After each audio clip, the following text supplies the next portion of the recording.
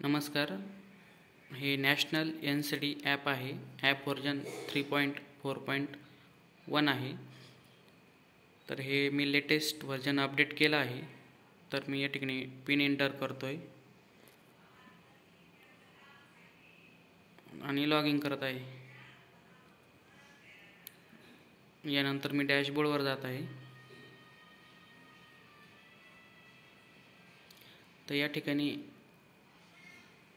जे start date आणि end date आहे, तर या ठिकाणी इश्यू असा आहे की स्टार्ट डेटमध्ये